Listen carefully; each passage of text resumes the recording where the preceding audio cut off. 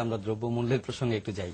আপনার দ্রব্যমূল্যের যে ঊর্ধ্বগতি বর্তমানে, তার উত্তাপ কি আপনাকে স্পর্শ করেছে? কিছু তো ডেফিনেটলি করেছে। বাসায় গেলে স্ত্রী তো বলেই যে আচ্ছা এটার দাম বেড়েছে। আচ্ছা আমি আপনাকে জিজ্ঞেস করি, তো আপনারা সবসময় আমাদেরকে জিজ্ঞেস করেন দ্রব্যমূল্য কেন, মানে জিনিসের দাম কেন বললো। আপনি একটু বলেন তো জিনিসের দাম কেন বললো? জিনিসের দাম বাড়ছে, নানা কারণ আছে। আপনি আপনি আপনি বলেন না। আচ্ছা একজন পলিটিশিয়ান হিসেবে আজকে আমি একজন সাংবাদিকের কাছে জানতে চাই, আপনি বলেন তো জিনিসের দাম কেন বাড়ছে? উৎপাদনের সমস্যা আছে, পরিবহনের সমস্যা আছে, আন্তর্জাতিকভাবে পণ্যের মূল্য বেড়ে যাচ্ছে, ইন্টারন্যাশনাল অয়েল প্রাইস বাড়ছে, নানা কারণ এটার সঙ্গে জড়িত আছে। আর কি কারণ? বাজারজাতকরণের সমস্যা আছে। বাজারজাতকরণের কি সমস্যা আছে? উৎপাদনের ক্ষেত্রে ধরেন আমি জানি না, I want to learn from you, I want to know from you.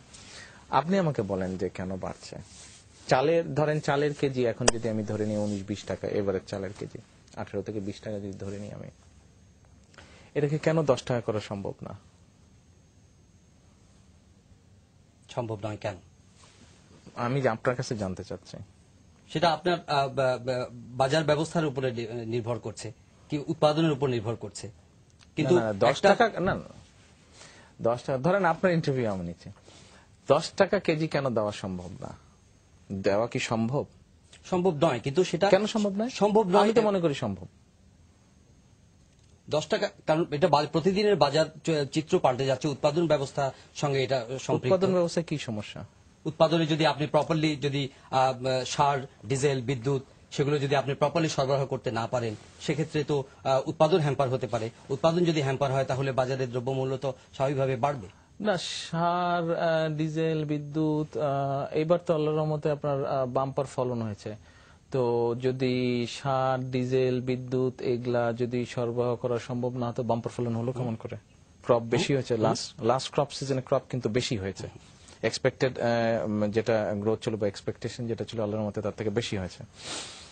আমরা তো বলছি যে আপনার একটা রিজনেবল একটা প্রাইস, সেটা আপনি what is the reasonable price দেন? For a KG, for 1 KG rice যেটা নরমালি মানুষ খায়, আপনার 28 বা 29 যেটা আছে, 28 বা 29 যেটা আছে চালে ইরি, তো এটা ধরেন 10-12 টাকা কেজি যদি দিতে হয়, কি করা যায়, কেমন করে দেওয়া যায়? সেটা আপনার চিন্তা, কারণ আপনার দল ক্ষমতায়, আপনি সরকার, জনগণের দায়িত্ব পালন করছেন এবং জনগণের কমফোর্টের কি মুশকিল বুঝলাম তো। তো আপনার কাছ থেকে কি জানতে পারবো না? আপনার কাছ থেকে একটা জিনিস জানলে আমি গিয়ে আমার দলকে বলতে পারি, আমার দল ওটা নিয়ে চিন্তা করে, হতে পারে আপনি যদি বুদ্ধিটা বাতলে দিতে পারেন, এটা করলে দেশের মানুষ উপকৃত হবে। না, আমি তো রাজনীতিবিদ নই। রাজনীতিবিদ না, তাহলে দেশ নিয়ে তো চিন্তা করেন। রাজনীতিবিদ হলেই কি দেশ নিয়ে চিন্তা করতে হবে? সরকার তো আমি পরিচালনা করছি, ডাজন্ট ম্যাটার। সরকার আপনি প্রয়োজন, কিন্তু একটা তো উপায়, বুদ্ধি বা দেশের ভালোর জন্য তো একটা আইডিয়া তো দিতে পারেন। সেটার জন্য তো আপনারা ক্লিক করলে, হ্যাঁ সেটার জন্য তো আপনারা রয়েছে। না, সেটার জন্য আমরা নেই। আমরা তো ভাই আপনাদের কাছ থেকে জিজ্ঞেস করি। আমরা রাজনীতিবিদ যদি বলেন, রাজনীতিবিদ আপনাদের কাছ থেকে জিজ্ঞেস করেই তো করে। আমি তো জানতে চাচ্ছি কিভাবে সম্ভব। হ্যাঁ, সেটা আপনারা খুঁজে বের করবেন যে কিভাবে জনগণের সহনীয় পর্যায়ে দ্রব্যমূল্যটা রাখা যায়। না, সহনীয় পর্যায়টা হচ্ছে একটা আপেক্ষিক ব্যাপার। সহনীয় পর্যায়টা হচ্ছে একটা, আপনারা কোন দৃষ্টিতে